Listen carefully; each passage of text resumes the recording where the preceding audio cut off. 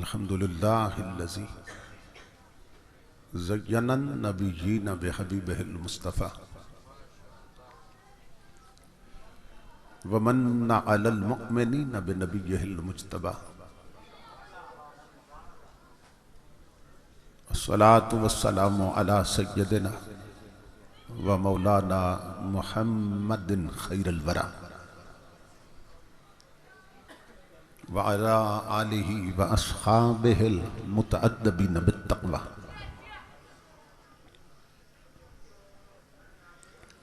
अम्मा बअद फ़अऊज़ु बिल्लाहि अस्समीइल अलीम मिनश शैतानिर लईनिर रजीम।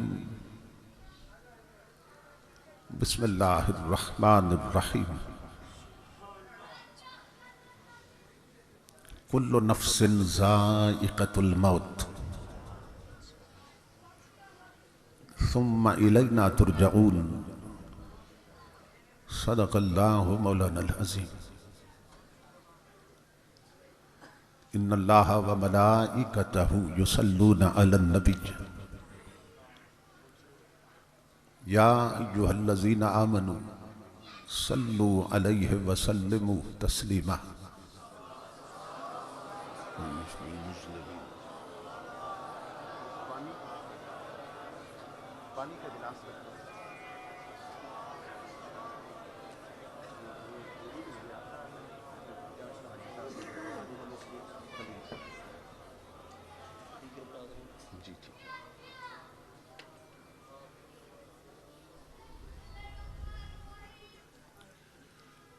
लाइके सद एहतराम मोहतरम मशाइख़ उलमाए किराम और मुअज़्ज़ज़ ख़वातीन व हज़रात, अल्लाह रब्बुल इज़्ज़त का लाख लाख शुक्र है कि जिसने अपनी तौफ़ीक़ ख़ास से आपको और मुझे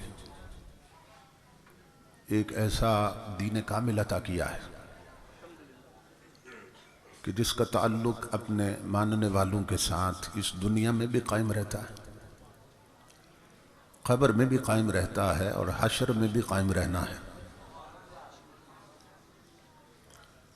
और इसाले सवाब की ये मजालिस जो कभी कुल शरीफ के उन्वान से कायम की जाती है, कभी चेहलम और 40वां के उन्वानात से कायम की जाती है, कभी बरसी सालाना या उर्स के उन्वानात से कायम की जाती है, अपने गुजर जाने वालों के साथ ताल्लुक़ कायम रखने का एक ज़रिया और वसीला है। आज का प्रोग्राम जैसा कि आप हज़रात के इल्म में है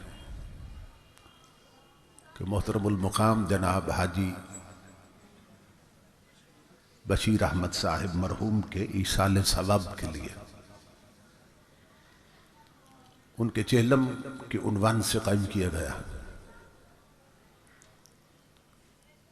खुशबख्त और खुश नसीब होते हैं वो लोग जिन्हें अल्लाह रब्बुल इज़्ज़त ऐसी औलाद अता करता है, ऐसे पसमानदगान अता करता है और ऐसे लवाहिकीन अता करता है कि जो उनके इस दुनिया से चले जाने के बाद भी उनकी बख्शिश के लिए और उनके दर्जात की बुलंदी के लिए इस तरह की पाकीज़ा मजालिस का एहतिमाम करते रहते हैं।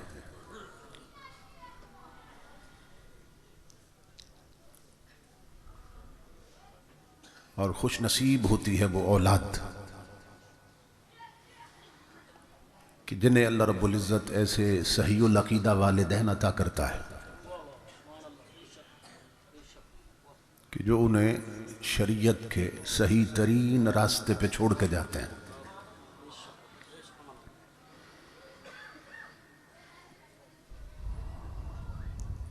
इस पूरे ख़ानदान के साथ मैं क़ल्बी तौर पे ताज़ियत करता हूँ और अपने बरादर अज़ीज़ मोहतरम हाफिज़ मोहम्मद ज़िया शाहिद साहिब और मोहम्मद सलीम साहिब के लिए दुआगो हूँ कि अल्लाह रब्बुल इज़्ज़त उनकी इस काविश को शर्फ़ क़बूलियत अता फ़रमाए और हाजी साहब के दीगर फ़र्ज़ंदान को अजर अज़ीम अता फरमाए कि जिन्होंने इंतहाई अकीदत के साथ, मोहब्बत के साथ इस प्रोग्राम का एहतमाम किया। अल्लाह रब्बुल इज़्ज़त हाजी साहब की कब्र पे करोड़ों रहमतें क़यामत तक नाजिल फरमाए और करवट करवट उन्हें अपनी रज़ाएं, रहमतें और बरकतें नसीब फरमाए।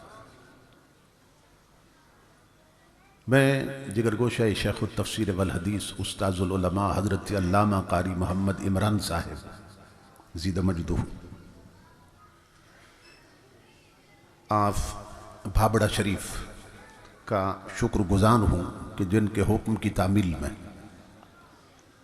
तारीख़ का तयन हुआ और मैं इस पाकीज़ा मजलिस तक पहुँचा। नबी अकरम सल्लल्लाहु तआला अलैहि वसल्लम का इरशाद गिरामी है, असरा दुआए इजाबतन दावतु गायबिन लिगायबिन, कि सबसे जल्द दुआ उस बंदे के हक़ में कबूल होती है कि जो वहाँ मौजूद नहीं होता। जो गायब होता है और मौजूद नहीं होता उसके हक़ में मांगी हुई दुआ नबी अकरम सल्लल्लाहु तआला अलैहि वसल्लम फरमाते हैं कि बहुत जल्द कबूल होती। इसका सबब क्या है? इसका सबब यह है कि उस दुआ में रूह रियायत नहीं होती, अफेक्टेशन नहीं होती, बनावट नहीं होती, इखलास होता है। इसलिए कि जिसके लिए मांगी जा रही है वो तो मौजूद ही नहीं है और इस दुनिया में क्या, तो बरज़ख में है। तो नबी अकरम सल्लल्लाहु तआला अलैहि वसल्लम फरमाते हैं कि चूँकि ऐसी दुआओं में इखलास होता है और वो बनावट से पाक होती है, तो इसलिए वो बहुत जल्द कबूल हो जाती है। एक और हदीस पाक में नबी अकरम सल्लल्लाहु तआला अलैहि वसल्लम ने फरमाया, खैरुन नास में यनफ़उन नास, लोगों में सबसे बेहतर वो है जो दूसरों को ज़्यादा से ज़्यादा नफ़ा पहुँचाता है। अब ये नफ़ा पहुँचाना आम है, उसको पहुँचाया जाए जो ज़मीन पर है या उसको पहुँचाया जाए जो ज़मीन में है। जिसको भी नफ़ा पहुँचाया जाए तो नबी अकरम सल्लल्लाहु तआला अलैहि वसल्लम फरमाते हैं कि नफ़ा पहुँचाने वाला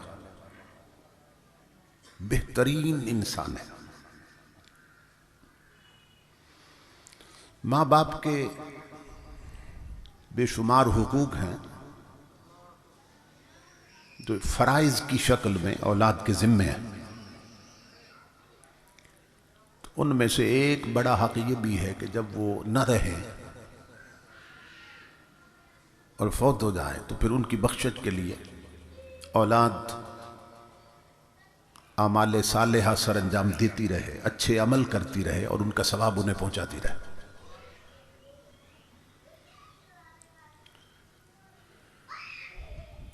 एक और हदीस में नबी अकरम सल्लल्लाहु तआला अलैहि वसल्लम का इरशाद गिरामी है,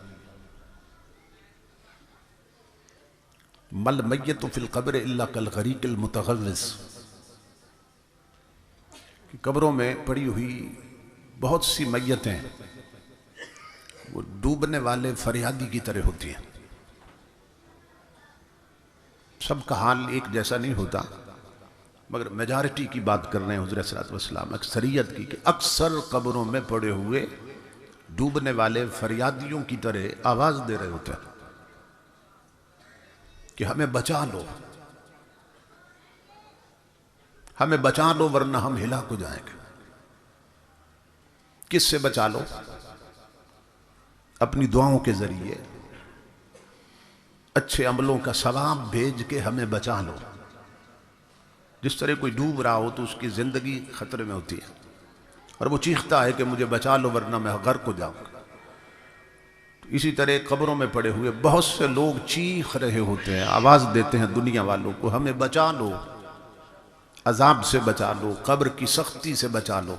सिर्फ एक बार दुरूद पढ़ के उसका सवाब हमें भेज दो, सिर्फ एक बार कुल शरीफ पढ़ के उसका सवाब हमें भेज दो। और फिर इमामुल अंबिया ने फरमाया कि यंतज़िरु दावतन, तलहकुहु मिन अबिन औ उम्मिन औ अखिन औ सदीकिन। कब्रों में पड़े हुए लोग बाप की दुआ का मुंतजिर होते हैं, जो फौत हो गए और बाप जिंदा है दुनिया में। कब्रों में पड़ी हुई मैयतें बाप की दुआ का इंतजार करती हैं। कब्रों में पड़ी हुई मैयतें मां की दुआ का इंतजार करती हैं। कब्रों में पड़ी हुई मैयतें भाइयों की दुआ का इंतजार करती हैं। कब्रों में पड़ी हुई मैयतें दोस्तों की दुआओं का इंतजार करती हैं। तलहकुहु मिन अबिन बाप, और उम्मिन मां, और अखिन भाई, और सदीकिन दोस्त। हमें बाज लोग ये कंसेप्ट देते हैं कि मरने वाले खत्म हो गए और वो मर के मिट्टी हो गए, और इमामुल अंबिया बता रहे हैं कि वो मिट नहीं गए, वो कब्र में मां की दुआ का इंतजार कर रहे हैं, बाप की दुआ का इंतजार कर रहे हैं, भाइयों और दोस्तों की दुआओं का मुंतजिर है। तो जो खत्म हो जाए और मिट जाए वो भी इंतजार करता है।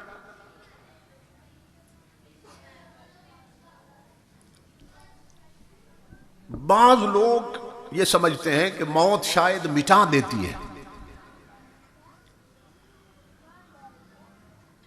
इस कंसेप्ट को क्लियर कर लें, मौत मिटाने नहीं आती है।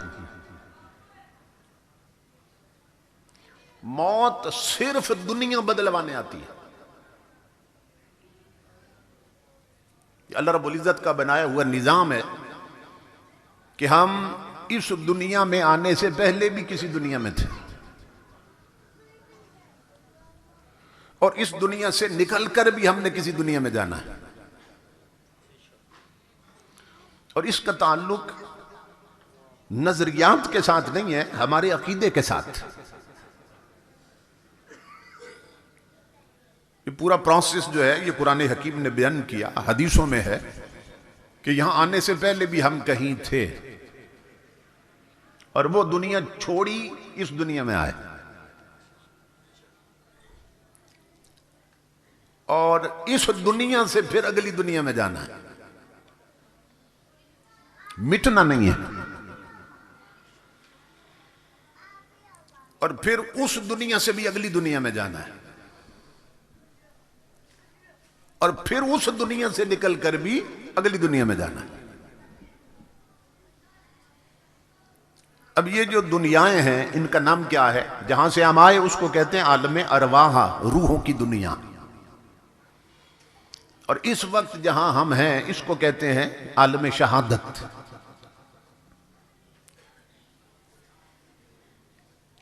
और इस दुनिया से जब निकलेंगे हम मरने के बाद तो किस दुनिया में पहुंचेंगे? आलम में बरज़ख, बरज़ख की दुनिया। ये जो कब्र की जिंदगी है, क़यामत से पहले पहले कब्रों से उठने तक की जो कब्र की जिंदगी है, इसको बरज़खी जिंदगी कहते हैं, आलम बरज़ख। और फिर उस दुनिया से भी हमने निकलना, उसको कहते हैं फिर आलम क़यामत, अगली दुनिया में जाना। और वो दुनिया कितनी बड़ी है, उसका एक दिन 50,000 साल का है। कुरान में यहां का दिन है 12 घंटे का, गर्मियों में बढ़ जाता है। तो वो दुनिया कितनी बड़ी होगी कि जिसका एक दिन 50,000 साल का है, उसको कहते हैं आलम क़यामत, क़यामत की दुनिया। और उस दुनिया में भी हमने हमेशा नहीं रहना है। वहां से फिर अपने अपने अमल के हिसाब से या हमने आलम जहन्नुम में जाना है या आलम जन्नत में। तो हम चले कहां से थे? आलम अरवाह से, रूहों की दुनिया से चले। अब हैं कहां? आलम शहादत में, फिर आलम बरज़ख में, फिर आलम क़यामत में, फिर या आलम जन्नत में या आलम जहन्नम और दोज़ख। तो पढ़े लिखे लोग बैठे, मैं कॉमन सेंस की बात कर रहा हूं। ये पूरा प्रोसेस मैंने बता दिया। कोई बंदा मुझे बता दे कि हम जब से बने हैं हम दुनिया तो बदलते रहे, हम मिटे कहां पे हैं? दुनिया तो हम बदलते रहे, लेकिन हम मिटे कहां पे, खत्म कहां पे हुए? तो ये कंसेप्ट गलत है कि मौत मिटाने आती है। मौत मिटाने नहीं आती, सिर्फ दुनिया बदलवाने आती है।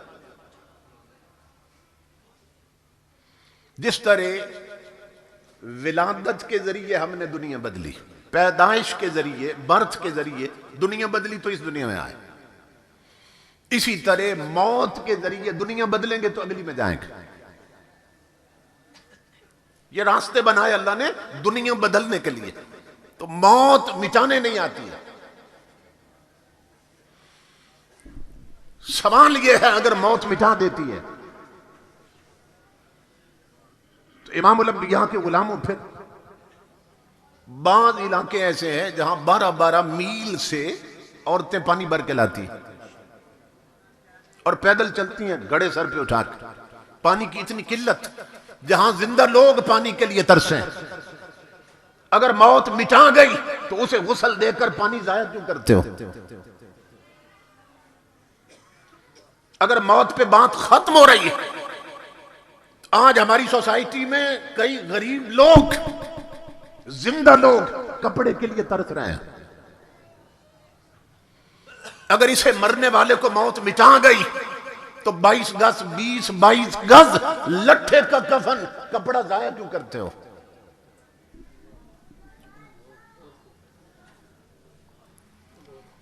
जिस माशरे में, जिस सोसाइटी में गरीबों की बेटियां नंगे सर फिरे कि सर ढांपने के लिए कपड़ा ना हो,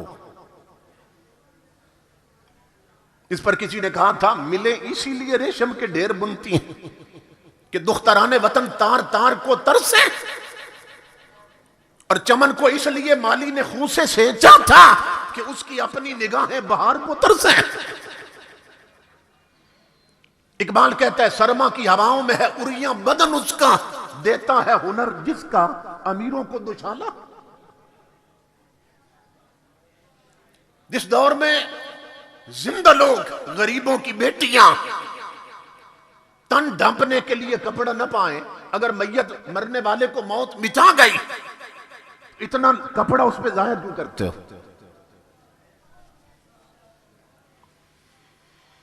और यहां रुक के एक बार अर्ज करता हूं, इमामुल अंबिया के गुलाम, मैं जब जंग के इलाके में जाता हूं या सिंध के दूर दराज इलाकों में जहां गुर्बत है, पसमानदगी है, तो वहां देखता हूं कच्चे मकानों से, झुग्गियों से गरीबों की बेटियां नंगे सर निकलती हैं,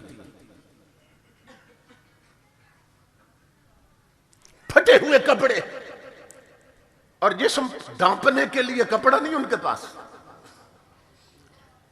लेकिन हैरान उस वक्त होता हूं जब मैं इस्लामाबाद जाता हूं तो बड़े बड़े बंगलों और कोठियों से अमीरों की बेटियां भी नंगे सर निकलती देखता हूं।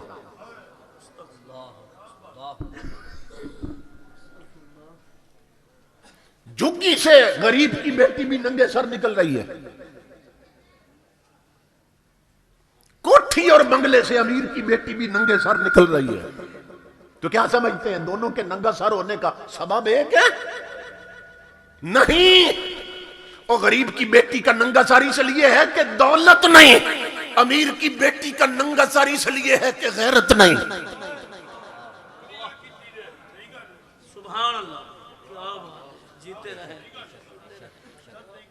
किसी का नंगा सर गरीबी ने कर दिया, किसी का नंगा सर उसकी बेगैरती ने कर दिया।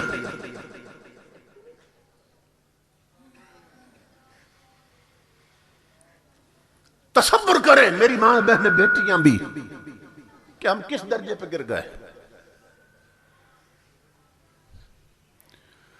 इमामुल अंबिया के गुलामों,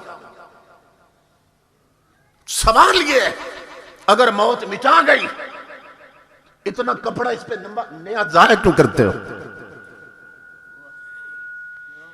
अगर मौत इसे मिटा गई और बात खत्म हो गई मरने पर, इसको गुस्ल देकर पानी जाया क्यों करते हो? और शरीयत का हुक्म है मरने वाले को खुशबू भी लगाओ। जिस माशरे में जिंदा लोग खुशबू के लिए तरसे, अगर मरने वाले को मिटा गई उस पर खुशबू जाया क्यों करते हैं? और फिर शरीयत का हुक्म है जनाजा लेकर ना कांधों पे आहिस्ता चलो, उसको झटके ना लगे। वो अगर बात खत्म हो चुकी तो झटकों से क्यों बचा रहे हो? फिर शरीयत का हुक्म है जब कब्र में दफन करो तो मैयत का रुख कर दो किबले की तरफ, उसका चेहरा फेर दो किबले की तरफ। सवाल यह है अगर बात खत्म हो गई मरने पर तो मुंह किबले की तरफ क्यों कर रहे हो?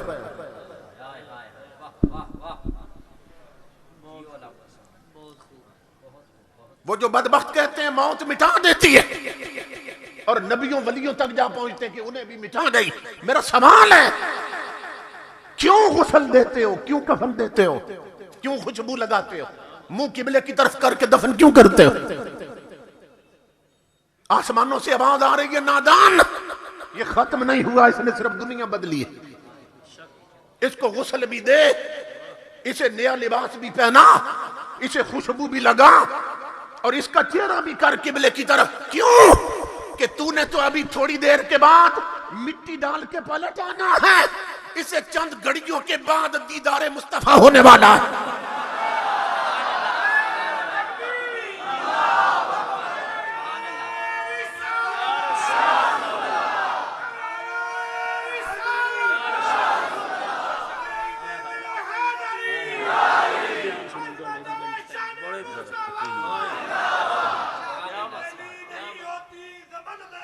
नहीं होता मोहम्मद के गुलामों का कफन मैला नहीं होता, नहीं होती मैला नहीं होता। माशाअल्लाह। मोहम्मद के गुलामों का कफन मैला नहीं होता।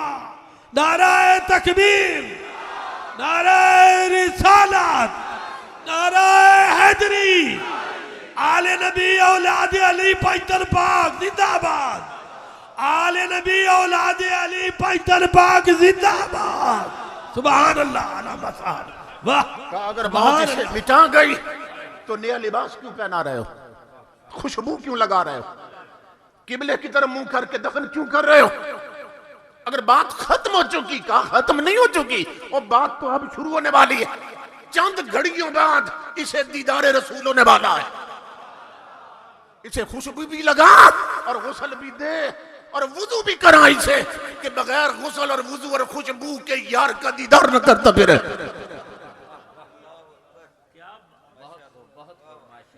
इमामुल अंबिया के गुलामों, मुंह कर दो किबले की तरफ। क्यों? इधर मुंह क्यों कर दो किबले की तरफ? कहा इसलिए कि इसी साइड से तो मदीने वाला तशरीफ लाता है।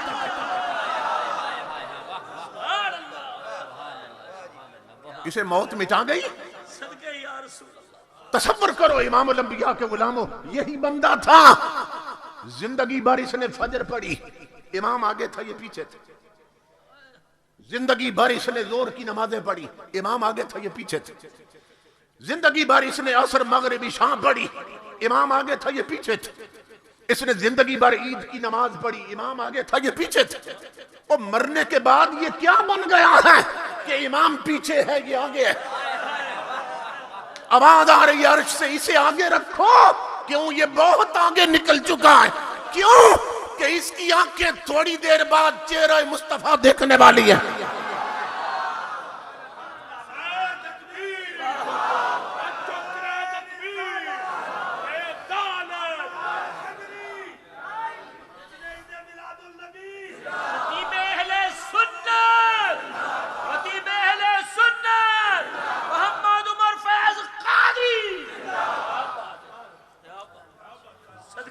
हफीज जालंधरी ने, जिन्होंने पाकिस्तान का कौमी तराना लिखा है ना, उन्होंने बड़े अच्छे शायर थे। काश हमारी जो नई नस्ल है वो उनका शाहनामा इस्लाम पढ़ा करे, ईमान ताज़ा हो जाता।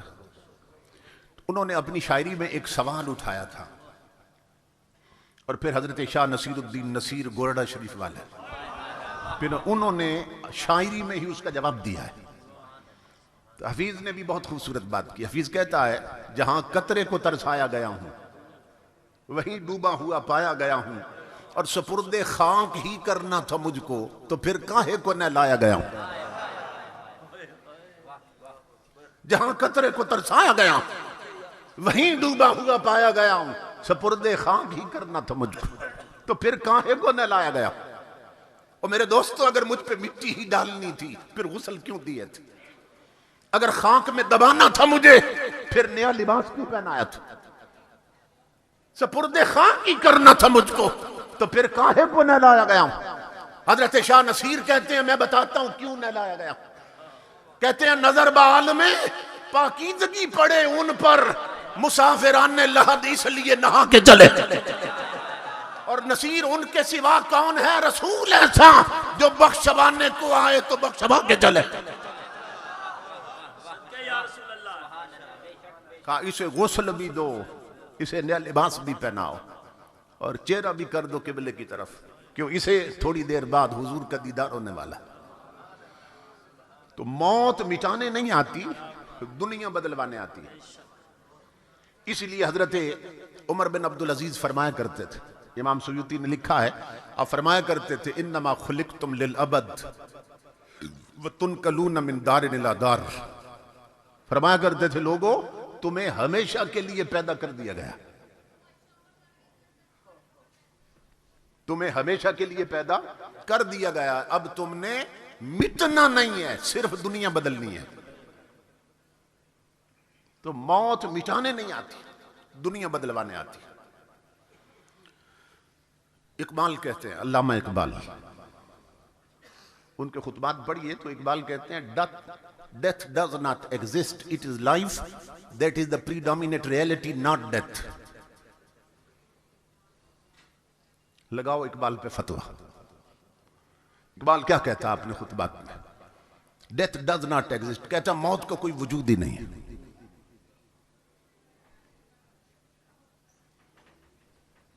It is life that is the predominate reality, not death. Iqbal कहता है मौत का कोई वजूद ही नहीं है, हर तरफ जिंदगी है। कब्र के बाहर भी जिंदगी थी, कब्र के अंदर भी जिंदगी है। मौत सिर्फ दुनिया बदलवाने आई है, इसके जरिए से अल्लाह उसकी दुनिया बदल देता है। तो कब्रों में जाके लोग मिटते नहीं। आप हदीस सुनते रहते हैं हुज़ूर सल्लल्लाहु अलैहि वसल्लम की, गौर नहीं करते। हुजूर ने फरमाया, कब्रुल मोमिन रोज़तुम मिन रियाज़िल जन्नह, मोमिन की कब्र जन्नत के बागों में से एक बाग होती है। तो मोमिन की कब्र क्या होती है? जन्नत का बाग होती है। कि हदीस सुनते रहते हैं ना, मोमिन की कब्र जन्नत का बाग होती है और काफिर की कब्र जहन्नम का गड़ा होती है। तो मोमिन की कब्र क्या होती है? जन्नत का बाग होती है। अब मुझे ईमान से बताइए कि जन्नत में मुर्दा रहते हैं या जिंदा रहते हैं? मोमिन की कब्र जन्नत का बाग है, तो क्या बाग में और जन्नत में मुर्दे रहते हैं या जिंदा रहते हैं? तो बताया जा रहा है मौत ने उन्हें मिटाया नहीं है।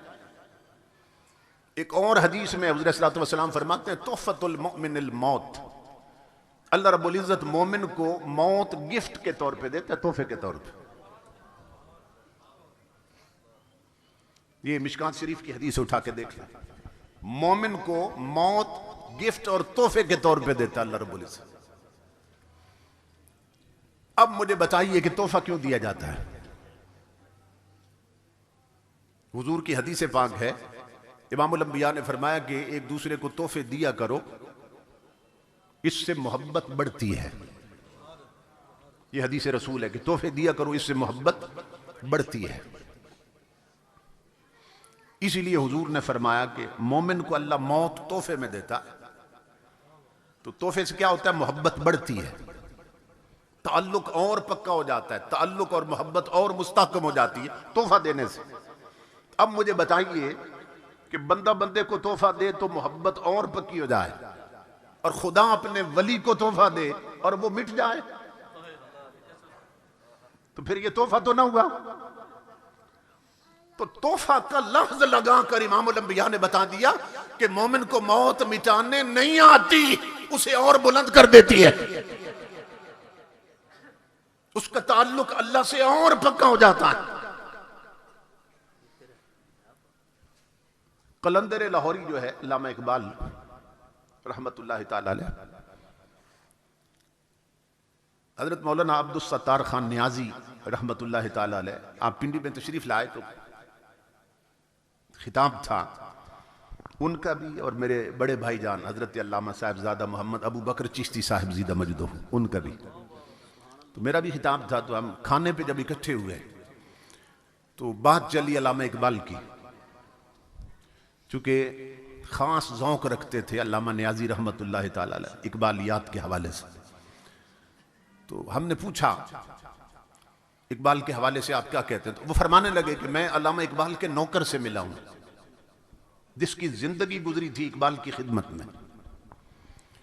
उस वक्त जब उन्होंने बात बताई थी तो अभी किताबों में नहीं आई थी, अब किताब में भी आ चुकी है, रोजगार फकीर में। तो कहते हैं मैं नौकर से मिला, मैंने कहा कि आपकी पूरी जिंदगी गुजरी है अल्लामा इकबाल की खिदमत में, तो कभी कोई अजीब चीज भी देखी आपने उनकी जिंदगी में? तो वो रोने लग गया और कहने लगा कि अल्लामा साहिब ने मुझसे वादा लिया था कि मेरी जिंदगी में ये राज फाच नहीं करना है। अब चूंकि वो नहीं रहे, दुनिया से जा चुके हैं, इसलिए अब मैं बताता हूं। मैंने कहा क्या बात? कहने लगे कि एक रात मैं अपने कमरे में सो रहा था, रात के 3 बजे का वक्त होगा, 2, 3, 4 बजे का वक्त, पिछला पहर था। तो अल्लामा इकबाल ने ना मुझे जगाया आके, तो मुझे कहने लगे कि मेरे एक मुअज़्ज़ज़ मेहमान आए हैं, तो वो लस्सी पीना चाहते हैं और जाओ कहीं से ताजा लस्सी बनवा के लाओ। वो नौकर कहता है मैं उठा और परेशान हुआ कि इस वक्त मेहमान आए हैं और लस्सी पीना चाहते हैं, तो ये लस्सी पीने का कौन सा वक्त, और इस वक्त लस्सी कहां से मिलेगी? खैर मैं नौकर था, अब क्या करता। मैं किचन की तरफ गया, बर्तन उठाना चाहा, इकबाल ने कहा मैं खुद धो के देता हूं। इकबाल ने अपने हाथों से ना बर्तन खुद धोया और मुझे दिया, कहा जाओ लस्सी लेके आओ। मैं आंखें मलता जा रहा था गली में, अब लस्सी कहां से मिलेगी इस वक्त? कहता है मैं इसी मखमसे में था कि जब गली का मैंने मोड़ काटा ना, तो मैं देखकर हैरान हो गया कि एक खोखा बना है, एक बाबा बैठा और लस्सी बना रहा है।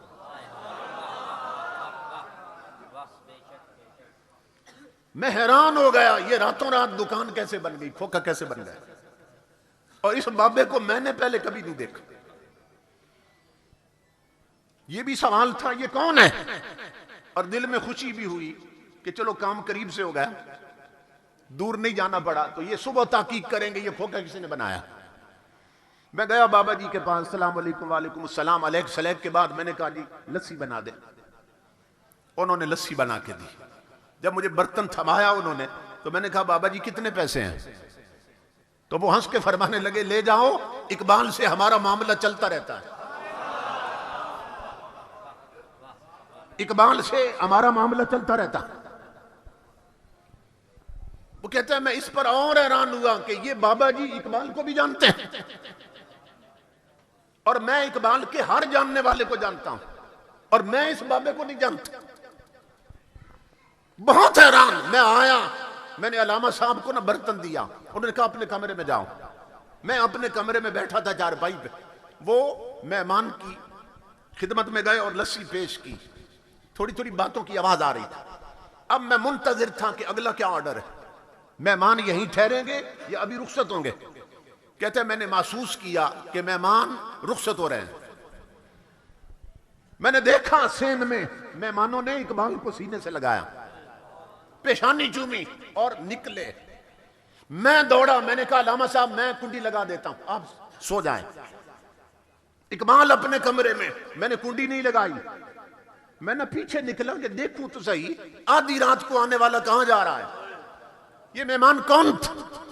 वो कहता अल्लाह की इज्जत की कसम मैंने देखा कि उस मेहमान ने एक कदम उठाया इकबाल के दरवाजे से, दूसरा गली के आखिरी कोने पे रख दिया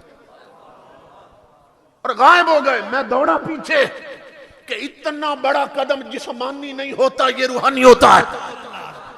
नाराए तकबीर, नाराए रिसालत, नाराए हैदरी, जिसने ईद मिलादुल नबी आले नबी औलाद अली पंचतन पाक, आले नबी औलाद अली पंचतन पाक, पीर सियाल पीर सियाल पीर सियाल पीर सियाल, लजपाल लजपाल लजपाल लजपाल लजपाल।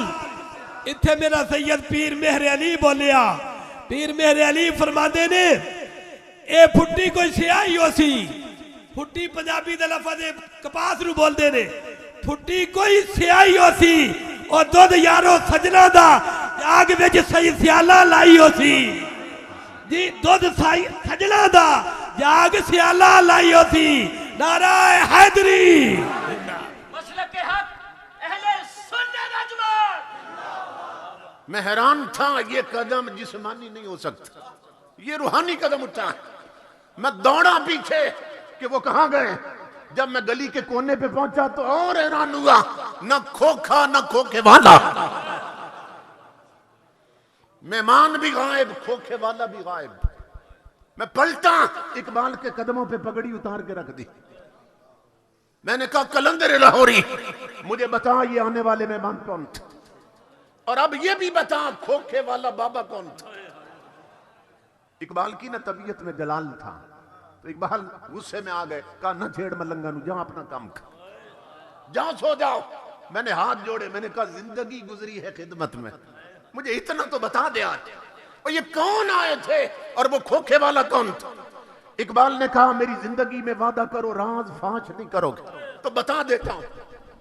ये कलंदर लाहौरी है, ऑक्सफोर्ड और कैम्ब्रिज की यूनिवर्सिटियों का फारिग, यूरोप में पढ़ने वाला है, पीएचडी वहां करने वाला है, मगर मां ने चूंकि इसकी गुट्टी में कुरान रखा था। इकबाल ने अंग्रेजी बाद में पढ़ी, मोहम्मद अरबी की शरीयत पहले पढ़ी थी। इकबाल कहने लगा वादा कर राज फांच नहीं करेगा जिंदगी में। मैंने वादा किया। इकबाल ने कहा सुन, अल्लाह की इज्जत की कसम, आने वाले गरीब नवाज थे और खोखे वाले दाता अली हुजवेरी थे।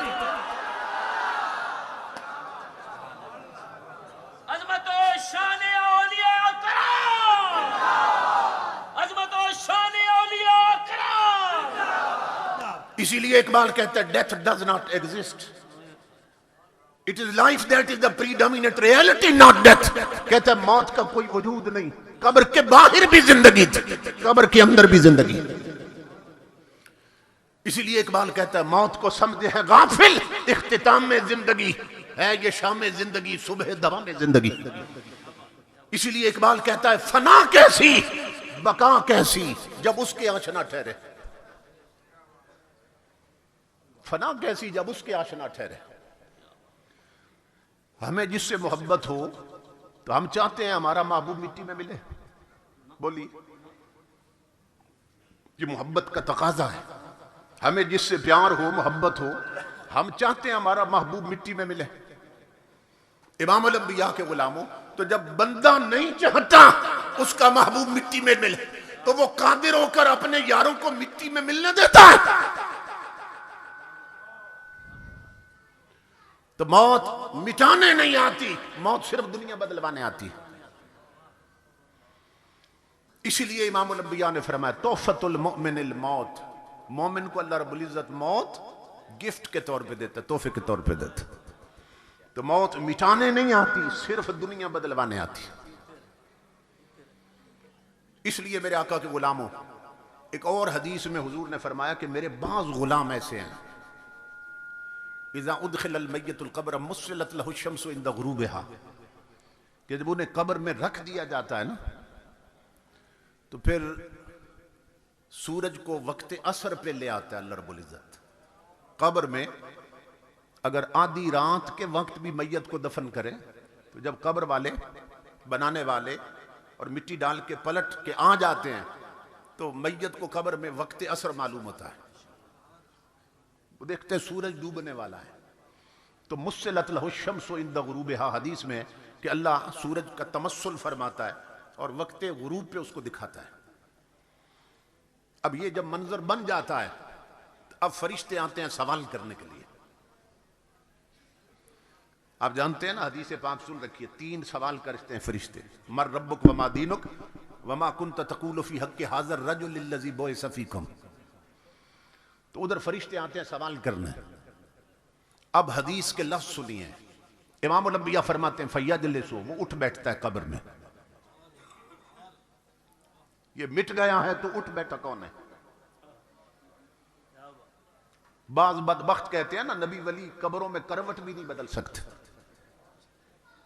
और इमामुल अंबिया बता रहे हैं ये मेरा गुलाम है, फरिश्ते आए हैं, ये कब्र में उठ बैठा है।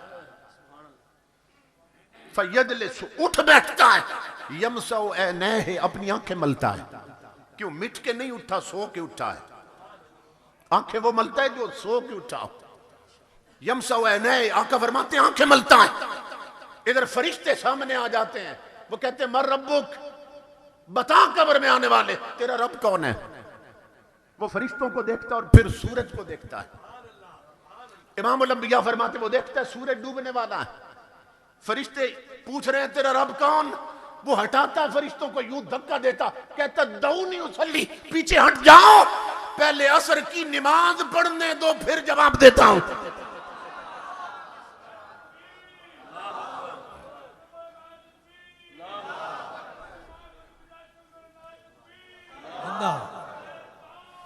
या रसूल जिंदा, या अली, लाजपाल लाजपाल लाजपाल लाजपाल लाजपाल लाजपाल लाजपाल लाजपाल लाजपाल लाजपाल। कहता है पीछे हट जाओ, पहले मुझे असर की नमाज पढ़ने दो। तुम्हारे सवालों का जवाब बाद में देता हूं, कहीं मेरी नमाज ना रह जाए। ये हदीस यहां खत्म हो जाती है। फरिश्ते आते हैं, कहते हैं तेरा रब कौन? वो कहते हैं पहले नमाज पढ़ दूं फिर जवाब देता हूं। ये हदीस यहां खत्म हो जाती है। हकीमुल उम्मत मुफ्ती अहमद यार खान नईमी रहमतुल्लाह ताला अलैह, आपने इस हदीस की शरह में लिखा है कि यहां हदीस खत्म क्यों हो गई? फरमाते इसलिए कि बात ही खत्म हो गई। कुछ हुजूर के उम्मती ऐसे हैं, फरिश्ते कहते हैं तेरा रब कौन? वो कहता है पहले नमाज पढ़ लूं फिर बताता हूं। फरिश्ते उसकी कब्र से पलट जाते हैं, वो नमाज शुरू कर देता है, फरिश्ते पलट जाते हैं और फिर कयामत तक लौट के नहीं आते पूछने के लिए तेरा रब कौन है। और सबका मरना एक जैसा नहीं, सबकी कब्रें एक जैसी नहीं, लौट के नहीं आते। क्यों?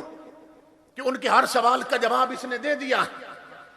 फरिश्तों को खबर हो जाती है कि जिसे कब्र में भी नमाज की फिक्र लगी है, इसकी दुनिया की जिंदगी किस ढंग में गुजरी होगी। तो ये इमामुल अंबिया के सच्चे गुलाम ये कब्र में भी नमाज की बात छेड़ देते हैं। ये कौन कह सकेंगे कि पहले नमाज पढ़ लो? क्या वो कह सकेंगे जो ताश की बाजी नहीं छोड़ते और सजदे छोड़ देते हैं? जो होटल पर हुक्के का कश नहीं छोड़ते और नमाजें छोड़ देते हैं, वो कह सकेंगे? क्या वो माए बहने बेटियां कह सकेंगी जो डरामा नहीं छोड़ती और रब के सजदे छोड़ देती हैं? क्या वो जवान कह सकेंगे जो क्रिकेट मैच के लिए जुमे की नमाजें छोड़ देते हैं कि पहले नमाज पढ़ ले? क्या वो कह सकेंगे? ये कौन कहेगा जिसकी पेशानी में सजदे का नूर होगा, जिसके पांव मस्जिद के रास्ते पे चलने के आदी होंगे? ये वो कह सकेगी कि जिसने टीवी नहीं मुस्तफा का मुसल्ला आबाद रखा होगा?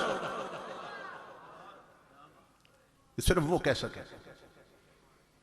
तो जब सबकी जिंदगी एक जैसी नहीं तो सबकी मौत भी एक जैसी नहीं होती। तो जब सबकी मौत एक जैसी नहीं तो सबकी कब्र भी एक जैसी नहीं होती। हजरत राबिया बसरी हैं औरत, हजरत राबिया बसरी औरत हैं, मगर अपने रब के साथ ऐसी लो लगाई कि अपने दौर के बड़े बड़े मर्दों को पीछे छोड़ गए। औरत हैं, कब्र में गई, कब्र में फरिश्ते आ गए पूछने तेरा रब कौन है? फरिश्ते आके कहते हैं राबिया मर रब्बुक, तेरा रब कौन है? ये औरत है मेरी माओ बहनों बेटियों।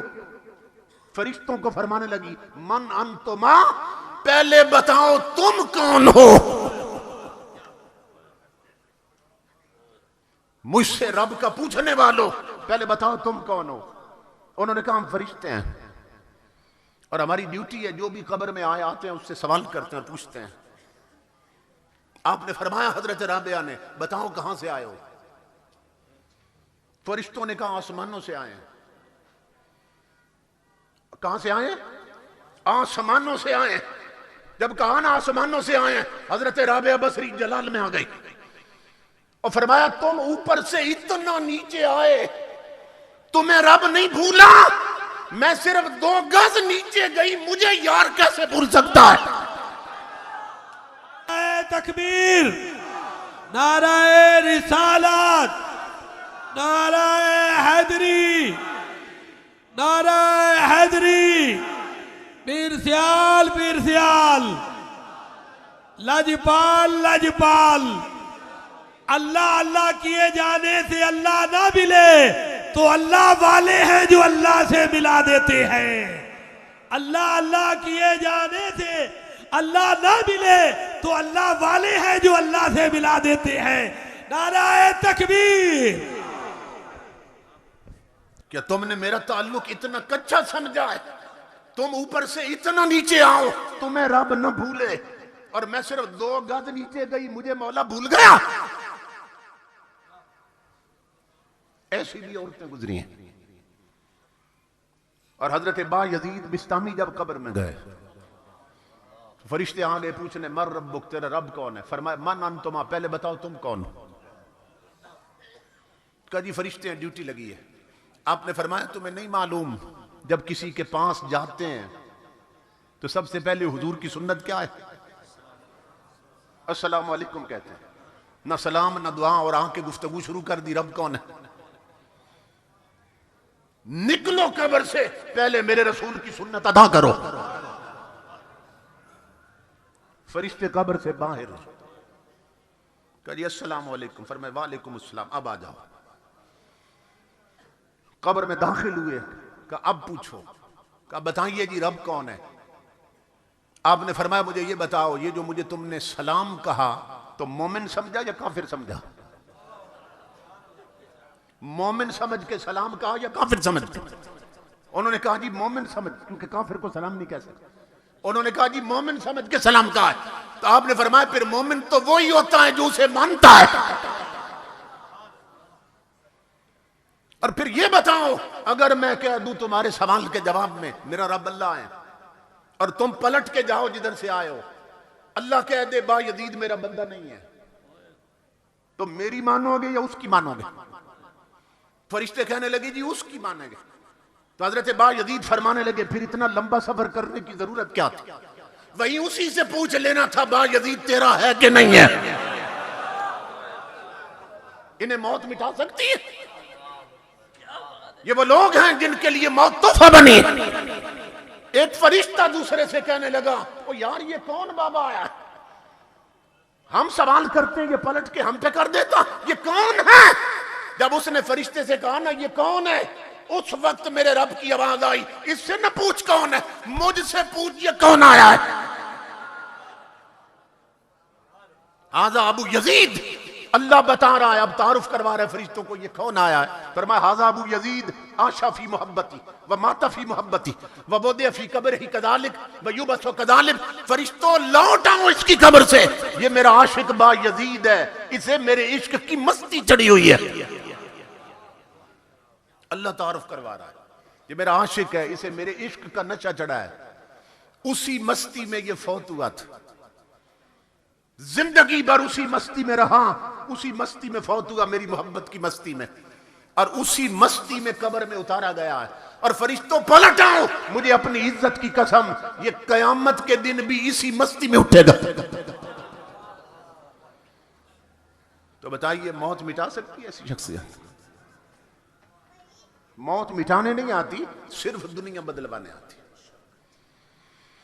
तो यहां तक तो मौत का जिक्र था। अब इमामुल अंबिया के गुलामों में आता हूं वालिदैन की तरफ, क्योंकि बेटों ने एक वालिद का चेलम किया है।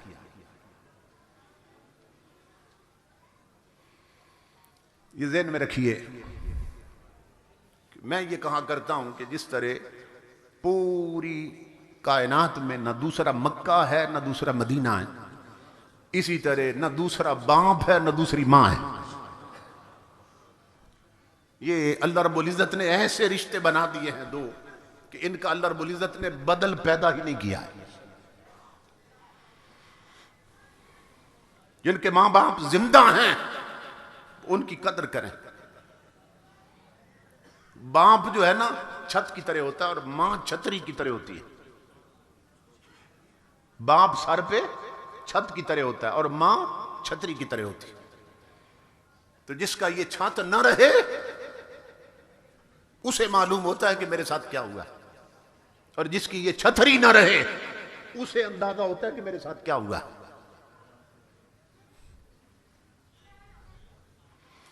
अल्लाह रब्बुल इज़्ज़त ने न दूसरी मां पैदा की न दूसरा बाप पैदा किया। इमामुल अंबिया ने फरमाया, मशहूर हदीस पाक है, अल जन्नत तख्त अक़दामिल उम्महात, कि जन्नत माओं के कदमों के नीचे है। इस पे कभी आपने गौर किया? मां के कदमों के बराबर नहीं है जन्नत, तख्ता नीचे है। और जन्नत है कहां? कुरान में सूरह वन नज्म में अल्लाह फरमाता है, इंद सिदरतिल मुंतहा इंदहा जन्नतुल मावा, कि जहां जिब्रील का घर है ना 7 आसमानों से ऊपर, उसके बिल मुकाबिल उसके अपोजिट पहली जन्नत। 8 किस्म की जन्नतें हैं। जो सबसे निचली जन्नत है वो जिब्रील के घर के सामने है, बाकी सब उससे ऊंची हैं 7। इमामुल अंबिया फरमाते हैं, वो जो इतनी ऊंची रब ने बनाई है वो मां के कदमों के नीचे रख दी है। आज कितने लोग हैं बेगमात की खुशनुदी के लिए मां बाप को रुलाते हैं। उनकी बीवियां खुश हैं मगर मां नाराज। दोस्त यार बेली खुश रखे हैं और बूढ़े बाप को रुलाते हैं और धक्के दे रखे।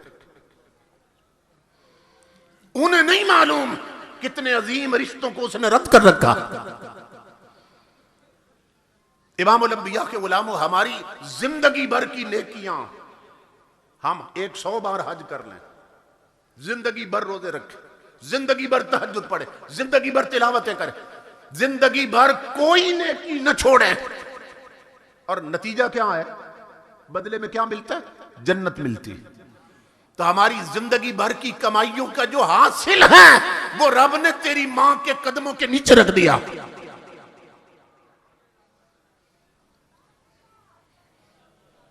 मां के सामने इतनी ऊंची शय भी इतनी नीची हो गई।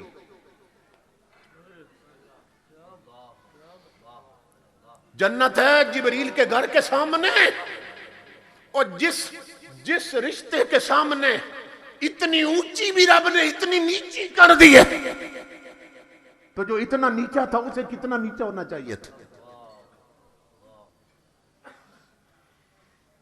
तो मां के कदमों के तले जन्नत है। क्या मतलब? कि जिस मुकाम पर जन्नत की बुलंदी खत्म होती है वहां से मां के तलवे शुरू होते हैं। इमामुल अंबिया के गुलामों, मैं इस्लामाबाद में खिताब कर रहा था तो कुछ वहाँ प्रोफेसर्स भी आए हुए थे। उन्होंने कहा कि ये तो हम सुनते रहते हैं उमर साहब कि माँ के कदमों तले जन्नत, ये बताइए बाप के कदमों तले क्या है?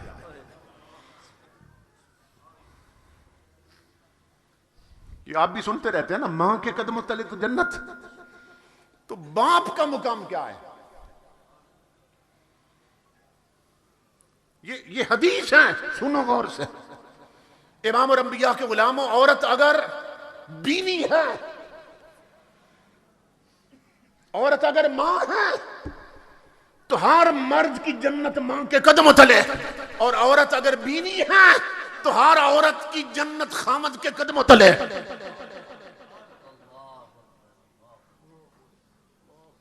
ये समझ रहे हैं बात आप? औरत अगर मां है तो हर मर्द की जन्नत मां के कदमों तले, और औरत अगर बीवी है तो हर बीवी की जन्नत खामद के कदमों तले। इमामुल अंबिया ने ये जो फरमाया कि जन्नत माओ के कदमों तले है, तो इसका एक माना तो ये है कि जो मां की खिदमत करे ना वो जन्नत पा लेता है, और दूसरा माना इसका ये है कि हर औलाद की जन्नत मां के अपने इख्तियार में है। उर्दू जुबान में ये मुहावरा बोला जाता है ना कि ये तो मेरे बाएं हाथ का खेल है। क्या मतलब? ये चीज तो मेरे इख्तियार में है, बाएं हाथ का खेल है, ये तो मेरे इख्तियार में है। इसी तरह अरबी में कहते हैं फलां चीज फलां के कदमों तले है। क्या मतलब? उसके अपने इख्तियार में है। तो इमामुल अंबिया ने फरमाया हर औलाद की जन्नत मां के अपने इख्तियार में है। अगर मां तरबियत न करे तो औलाद को सलमान तस्वीर बना देती है, और अगर मां तरबियत कर दे तो औलाद को मुमताज कादरी बना देती है। नारे तकबीर, नारे रिसालत, नारे रिसालत, जुर्रतो बहादुरी, जुर्रतो बहादुरी। जो गाजी का दीवाना बैठा है अपने हाथों को उठा करके जुर्रतो बहादुरी, जुर्रतो बहादुरी।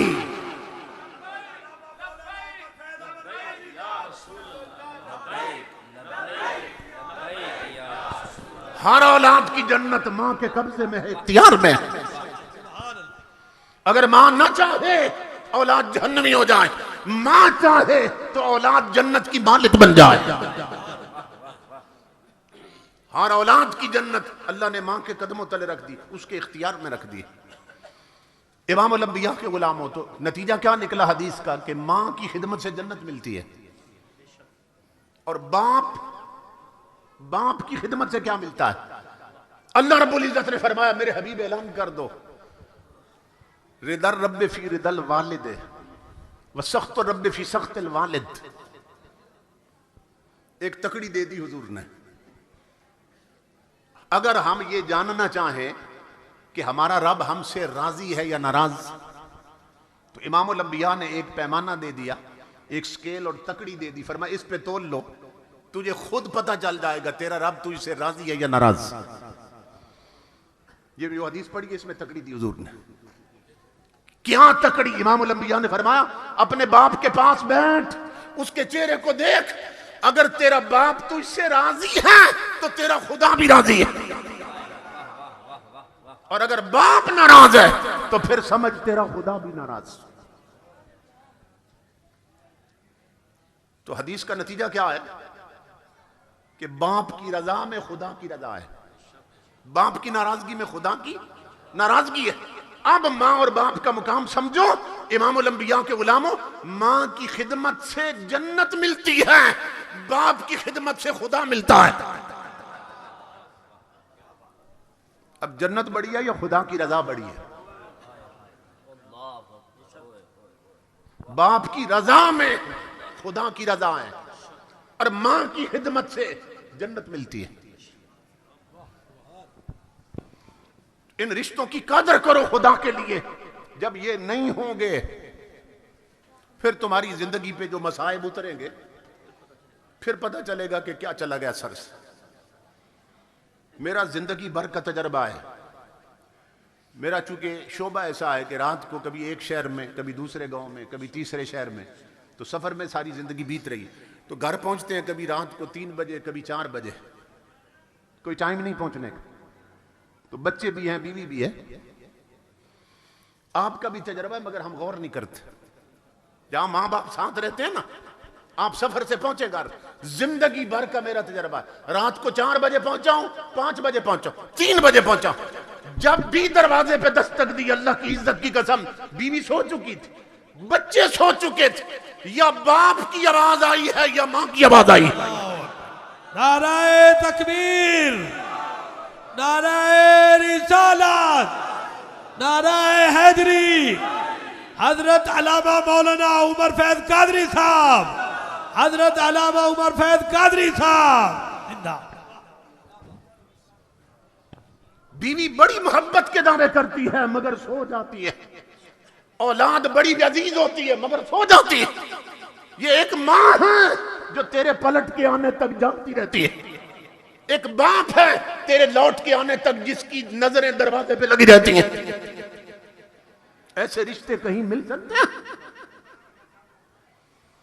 और इमामुल अंबिया के गुलामों, आपका भी तजर्बा होगा। देखिए, परदेश से बंदा घर जाए ना तो बीवी की नजर बैग पर होती है या जेब पे होती है, बच्चों की नजर बैग पे होती है, क्या लाया खाने के लिए।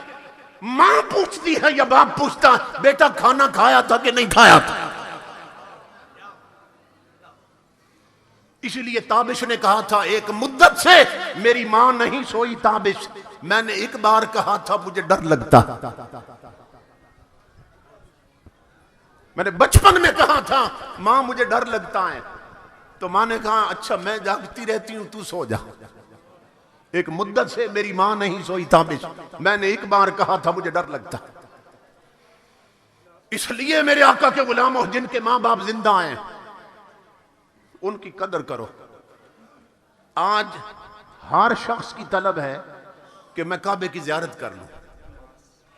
हर मुसलमान के सीने में तलब और तड़प है कि नहीं है कि काबे की जियारत कर लूं। और हर मुसलमान की तलब है मैं जन्नत में चला जाऊं। जन्नत, अल्लाह की इज्जत की कसम खा के कह रहा हूं, ये कुरान और हदीस की रोशनी में बता रहा हूं।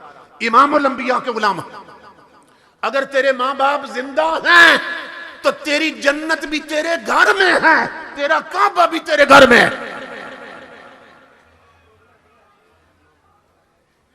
बाज लोग ना उम्रों पे उम्र करते जाते हैं,